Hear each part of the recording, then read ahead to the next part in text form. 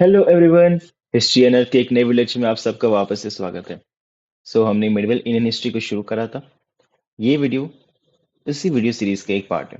I request you all कि आप सब प्रीवियस वीडियो लेक्चर्स को जरूर देखें, देन इस वीडियो लेक्चर को और यहाँ से आने वाले वीडियो लेक्चर्स को एक कंटिन्यूटी सीरीज में देखें तो आपको बेटर वे में मिडिवल इंडियन हिस्ट्री समझ में आएगी। हमने इस पूरी सीरीज के सोर्स मटेरियल के तौर पर सतीश चंद्र सर की medieval Indian history book part 1 and part 2, IGNOU and कुछ रिसर्च पेपर्स को भी यूज करा है। Due to some technical error हमारा पीडीएफ आज अपलोड नहीं हो पाया। No issues. आज आपको गूगल डॉक से ही मैं पूरी एक समराइज फॉर्म पे चीज़ों को आपको समझाने की कोशिश करूंगा।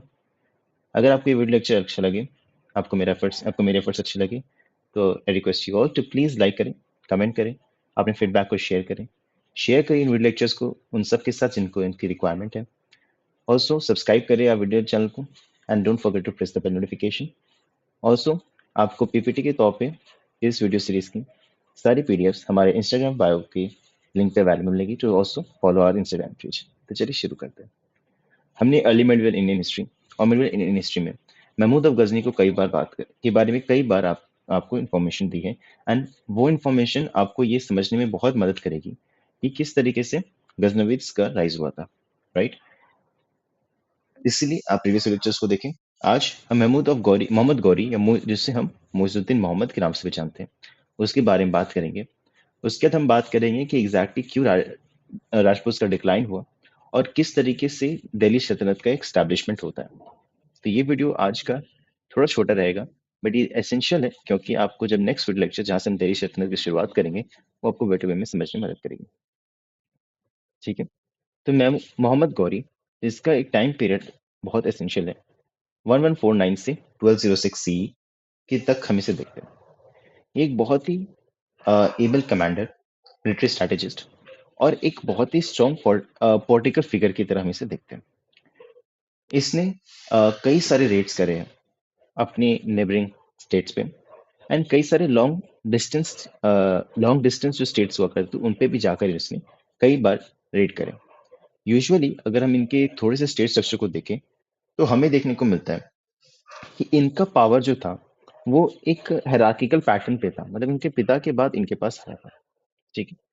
इन्होंने कई बार इंडिया में रेड करने की कोशिश करी थी और इंडिया में कई बार बेसिकली वाहिंद, तबर हिंद ऐसे रीजन्स पे, पंजाब के रीजन पे इनका कंट्रोल हमें देखने को मिला। कई बार इनकी हार हुई। इनका सबसे मेजर जो टसल हमें देखने को मिलता है वो 1191 और 1192 में बैटल ऑफ तरेन में देखने को मिलता है।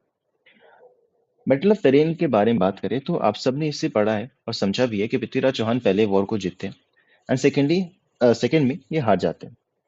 पृथ्वीराज रासो की बुक पृथ्वीराज रासो जो चंद्रवरदाय की बुक है, उसमें देखा जाए तो पृथ्वीराज चौहान को कहीं ना कहीं एक डिसएडवांटेज पोजीशन में या फिर एक वीकेंड पोजीशन में दिखाया गया है चंद्रवरदाय के द्वारा। क्योंकि 1191 में जब जीत हासिल हुई थी, basically over the region, over the issue of Tabarhind के फोर्ट के ऊपर कंट्रोल जो अर्लियर चौहान से कंट्रोल में था और गौरी ने उस पर कंट्रोल करने की कोशिश करी थी, तो पृथ्वीराज चौहान जाते हैं and उनको हराते हैं। बट हुआ क्या था? हुआ ये था कि 1191 में जब घोरी हार जाता है तो पृथ्वीराज चौहान ने उसे जाने दिया। उन्हें यही लगा था कि ये भी वैसे ही बाकी रेडर्स की तरह है जो इवेंचुअली आया है, लूटपाट करेगा एंड चला जाएगा और बाद में वापस नहीं आएगा। ना ही इन्होंने उसके पीछे वो गए, ना ही उनको हराने की कोशिश करी, ना उनको इम्प्रिजन करने की कोशिश करी और उनको छोड़ दिया, राइट। ये हमें देखने को मिलता है जो चंद्रबरदाई ने भी बताने को पृथ्वीराज रासो में कि ये इनका वीकेंड पोजीशन था। सेकेंड वीकेंड पोजीशन था जो कि थोड़ा सा अगेन बिकॉज बाकी सोर्सेज इसको सपोर्ट नहीं करते, बट एक बहुत ही नोन कहानी के तौर पे हम देखते हैं जब बेसिकली उन्होंने गढ़वाला राजा जयचंद की बेटी सुमित्रा को उन्होंने एबडक्ट करके शादी करी थी। ठीक है। और इनके बाद हमें ये भी देखने को मिलता है जैसे गढ़वाला के साथ इनके रिश्ते खराब हो गए थे। अपार्ट फ्रॉम दिस इनके कई सारे और भी राजपूत के चिफ्टन्स के साथ रिश्ते खराब थे बिकॉज कॉन्टिन्यूस कन्फ्लिक्ट हमें देखने को मिलता है।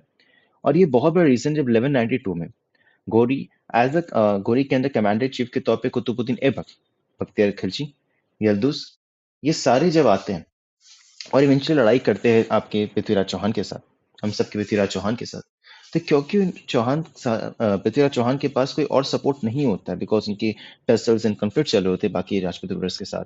प्लस कहीं ना कहीं इंटरनल कन्फ्लिक्ट की वजह से बहुत से राजपूत रूलर्स इनको सपोर्ट भी कर रहे होते हैं गोरी की आर्मी को।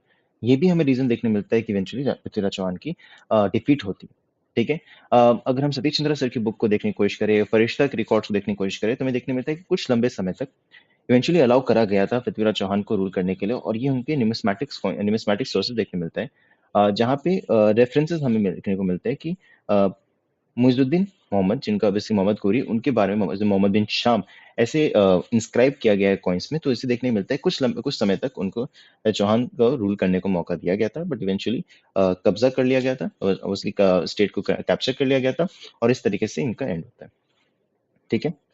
अगर हम सिस्टमैटिक इम्पैक्ट की बात करें, तो इनिशिएट हुआ था एक इस्लामिक स्टेट का फॉर्मेशन होना, जो ऑब्वियसली हम सिंध में जब रेड हुआ था, हमने बात करी थी अर्ली मिडिल इन हिस्ट्री में, सिंध में हमने बात की थी जब रेड हुआ था। उसके बाद से इवेंचुअली कासिम से के बाद से, इवन जुनैद के बाद से हमें देखने मिलता है कि इंडिया में इस्लाम का एक इम्पैक्ट बहुत ज़्यादा बढ़ा। गजनवीद के टाइम पे ज़्यादा हुआ, गोरी के टाइम पे भी बहुत ज़्यादा बढ़ना शुरू हुआ। यहाँ पे हमें कुछ और इम्पैक्ट देखने मिलता है, जिसमें आपका आता है कि लाइट कैवलरी का एक बहुत मेजर यूसेज होना। मोबिलिटी का क्योंकि मोबिलिटी का मतलब होता है फास्ट मूवमेंट, राइट? वॉरफेयर में फास्ट मूवमेंट का एक चलन जो था वो बहुत ज़्यादा बढ़ गया। और इम्पैक्ट ये था कि जो 1206 में असैसिनेशन हुआ, 1206 में असैसिनेशन एक्चुअली हुआ क्या? बेसिकली माना जाता है कि जब 1192 के बाद चौहान को बैटल ऑफ तरिल में हरा दिया गया, उसके बाद कुतुबुद्दीन ऐबक, बख्तियार खिलजी, यल्दुज, इन सब के साथ गौरी ने ये कोशिश करी कि और एक्सपैंड करें, राइट? और इनके एविडेंसेस हमें देखने मिलता है, और इसमें ही हमें एविडेंस देखने मिलता है कि बख्तियार खिलजी ने जब बंगाल बिहार के रीजन पे कब्जा किया, यहाँ पे नालंदा, उदंतीपुर, विक्रमशिला को इन्होंने तहस नहस किया, नालंदा को जला भी दिया, ये कंसिडर करते हुए कि वो एक पूरा एक पैलेस है, वो एक फोर्ट है, उस टाइम पे सेना से कंट्रोल हुआ करता था। तो इवेंचुअली उसने अपने आप को इंडिपेंडेंट डिक्लेयर कर दिया था, एंड इवेंचुअली उनको असैसिनेट भी कर दिया गया था, मार भी दिया गया था। तो एक अलग कहानी है, और उसे हम बाद में बात करेंगे, बट हमें देखने मिलता है कि गौरी ने बहुत लंबे समय तक यहाँ पे इंडिया में रहकर वास्ट एरिया को कंट्रोल करने की कोशिश करी थी।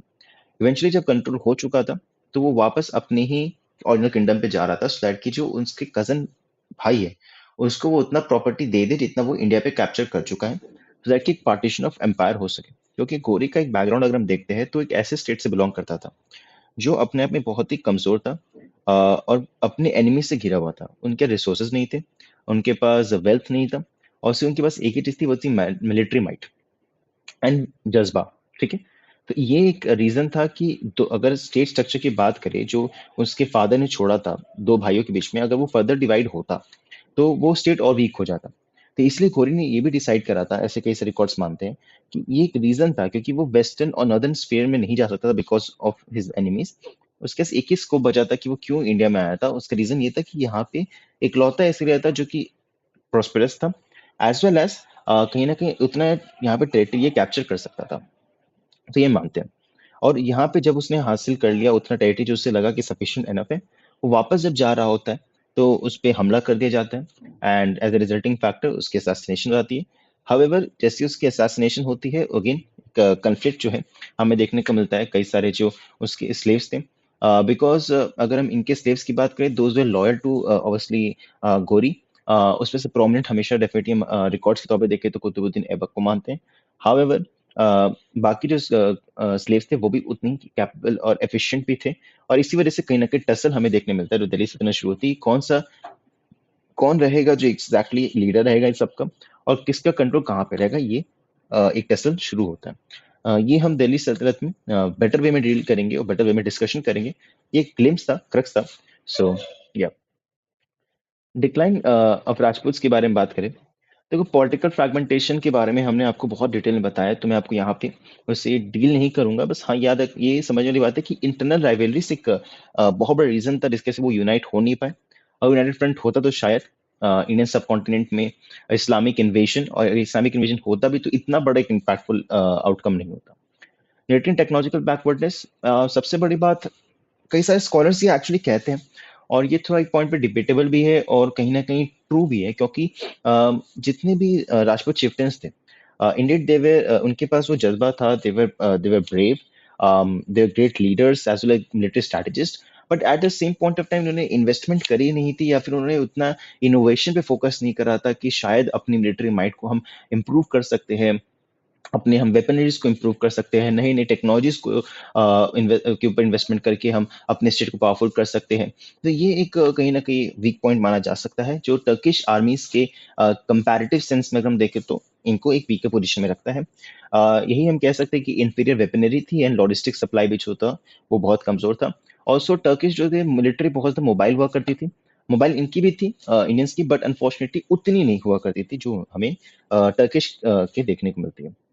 इकोनॉमिक वल्नरेबिलिटी हमने आपको बात करी थी, क्योंकि कॉन्टिन्यूस रेड्स हो रहे थे, जिसकी वजह से बाबर, जो मैंने प्रीवियस लेक्चर में बताया था, इंडिया की उस पीरियड के टर्म्स में जो जीडीपी अगर हम देखते हैं तो बहुत ज्यादा बैकफुट पे आ चुकी होती है। कांस्टेंट रिकवरी करवाना, मेंटेनेंस करवाना, देन लॉस ऑफ रिसोर्सेज का होना, both man power and non man power, उसके वजह से हम देखते हैं कि बहुत हद तक इकोनॉमिक वल्नरेबिलिटी, वल्नरेबल पोजिशन पे इंडिया उस टाइम पे पहुंच चुकी थी। आइडियोलॉजिकल कल्चर रिजिडिटी, अगर आप आपने अर्ली मिडिल हिस्ट्री के नोट्स को देखा है, समझा है मेरे, तो आपको ये बिल्कुल समझ में आएगा कि जब अर्ली मिडिल हिस्ट्री शुरू होता है, मिडिल इंडियन हिस्ट्री शुरू होता है, तो एक नेक्सस हमें देखने को मिलता है ब्राह्मणिकल एंड राजपूत चिफ्टन्स के रिलेशनशिप के बीच में। तो एज एन आउटकम होता है क्या है कि इस पॉइंट ऑफ टाइम पे रिजिडिटी एक एस्पेक्ट, ऑर्थोडॉक्सिकल एस्पेक्ट होता बहुत ज्यादा बढ़ चुका होता है। फॉर एग्जाम्पल सती प्रथा, फॉर एग्जाम्पल पर्दा system, eight the same point of time child marriage. Apart from this बहुत सी चीजें होती है, फॉर एग्जाम्पल जो कास्टिज्म का एक एस्पेक्ट होता है, उसके बाद एक्सपेंसिव यजनास होते हैं, और कई सारे और भी चीजें होती है, आप देख सकते हो, जो कहीं ना कहीं एक डिसएडवांटेज पोजीशन में सेवरल ग्रुप्स को रखती है। बट कहीं ना कहीं ब्राह्मणिकल पोजीशन जो ऑब्वियसली उस पॉइंट ऑफ टाइम पे डोमिनेट करने की कोशिश कर रही थी, से करप्ट फॉर्म अगर हम कहने की कोशिश करें, तो उसको कहीं ना कहीं स्ट्रेंथन कर रही थी और एक नेक्सस दे रही थी। इससे राजपूत चिफ्टन्स की भी पोजीशन इंप्रूव हो रही है, ब्राह्मणिकल प्रीस्ट की भी पोजीशन इंप्रूव हो रही है।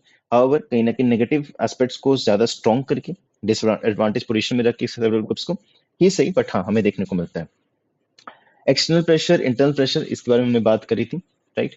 अब नेक्स्ट इंपॉर्टेंट एस्पेक्ट आता है, अगर हम बात करने की कोशिश करें कि ज्योग्राफिकल फीचर्स क्या थे राजपूतानास के, और उसका कन्फ्लिक्ट क्यों हुआ दिल्ली सल्तनत के। तो उससे पहले थोड़ा दिल्ली सल्तनत के एस्टैब्लिशमेंट को समझना जरूरी है।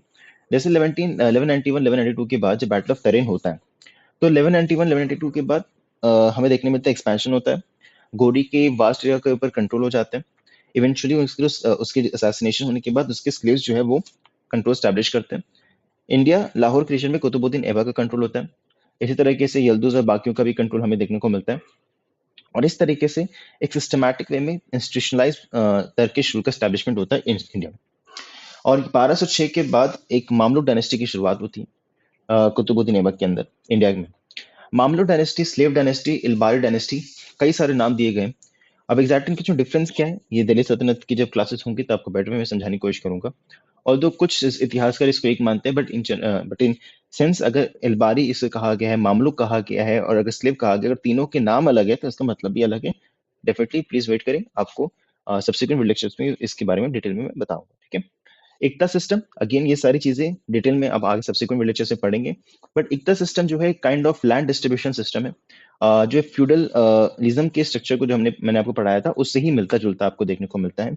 अगेन जो इक़्तिदार होता था उसके ऊपर रिस्पॉन्सिबिलिटीज होती थी टुवर्ड्स द सेंट्रल अथॉरिटी, ठीक है।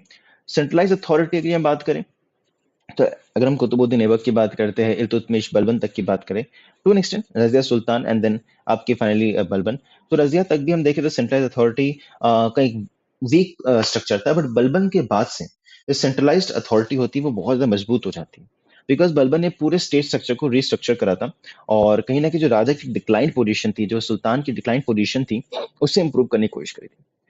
जो अगर हम जब हम नेक्स्ट लेक्चर में बात करेंगे तो मैं आपको ये भी बताऊंगा कि जो मुगल रूलर्स होते थे वो अपने आप को बादशाह या पातशाह कहते थे, और जो सल्तनत के रूलर्स हुआ करते थे वो अपने आप को सुल्तान कहते थे।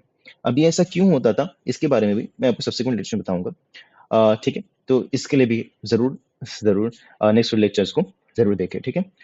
Then military strategies and challenges, again मैंने बताया था आपको कि ये कहीं ना कहीं इनकी मोबाइल कैवलरी थी, आर्चरी थी, फोर्टिफाइड डिफेंसेस थे, और इसी वजह से ये कहीं ना कहीं मंगोल के इनकर्शन एंड लोकल रिबेलियन को के चैलेंजेस को फेस कर पाए थे। बिकॉज हम जब मंगोल इन्वेजन्स की बात करें, शुरुआत इल्तुतमिश के टाइम से हुआ, जब मकबरनी इंडिया में आने की कोशिश करता है चंगेज खान से बचते हुए, और इल्तुतमिश उसको शरण नहीं देता है। इस तरीके से माना जाता है कि इल्तुतमिश ने इंडिया को चंगेज खान के रेस से बचाया। अब वो कितना सही है कितना गलत है, ये अगेन आपको सब्सिक्वेंट लिटरेचर समझ में आएगा। बट शुरुआत इल्तुतमिश के टाइम से होता है, और सबसे ज्यादा इन्वेजन जो हमें मंगोल्स का देखने मिलता है या रेट्स देखने मिलते हैं वो अलाउद्दीन खिलजी के टाइम पे होता है। फाइनल जो होता है वो मोहम्मद बिन तुगलक से के आसपास के पीरियड के टाइम पे हमें देखने को मिलता है। ठीक है, बट हमें ये चीज बिल्कुल समझ में आती है कि जो सल्तनत के दौरान इतने सारे इंप्रूवमेंट्स हो चुके होते हैं कि फ्रंटायर पोजीशन हमारी, बॉर्डर्स जो होती है, हमारे बैस्टियंस जो होते हैं, बहुत ज्यादा मजबूत हो चुकी होती है। देन अगेन कॉन्टिन्यूस चीजों में डेवलपमेंट हो रहा होता है। आर्ट आर्किटेक्चर की भी हम बात करेंगे। फॉर एग्जाम्पल कुतुबुद्दीन ऐबक में कुव्वतुल इस्लाम मॉस्क, कुतुब मीनार, अलाउद्दीन का झोपड़ा। देन अगर हम बात करें तो बलबन के टाइम बल्बी मस्जिद। देन हम देखें तो अलाई दरवाजा अलाउद्दीन खिलजी के दौरान, अलाई मीनार, ये सारे हम देख सकते हैं। और ऐसे कई सारे डेवलपमेंट्स के बारे में बात करेंगे, कई सारे स्कॉलर्स के बारे में बात करेंगे। राइट, तो उनके बारे में हम बात करेंगे, उनकी उनकी लिखी गई बुक्स के बारे में बात करेंगे। इवोल्यूशन एंड कॉन्स्टिट्यूशन, अगेन ये सारी चीजें आपको सबसे चीजें ज्यादा बेटर समझ में आएगी।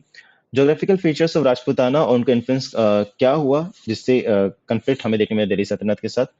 की ज्योग्राफिकल फीचर्स की बात करें तो हम ये देखते हैं कि जो राजपूत चिफ्टेंस थे वो आपके राजस्थान रीजन में थे। यहाँ पे आपको मेनली डेजर्ट का रीजन देखने मिलता है, थार डेजर्ट।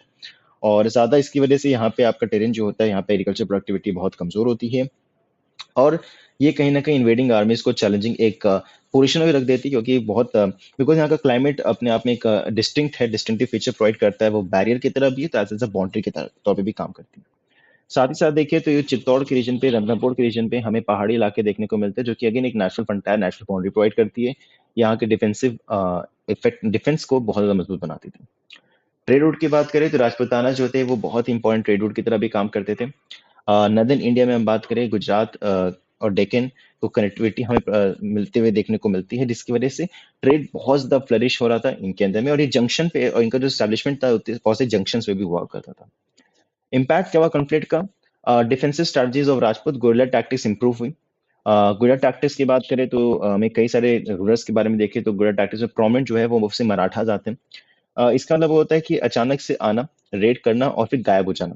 राइट, इसमें आपका सबसे इंपॉर्टेंट रिक्वायरमेंट होती है कि आपको पहाड़ों में चढ़ना आना, पेड़ों में चढ़ना आना, फास्ट मोबिलिटी रखना।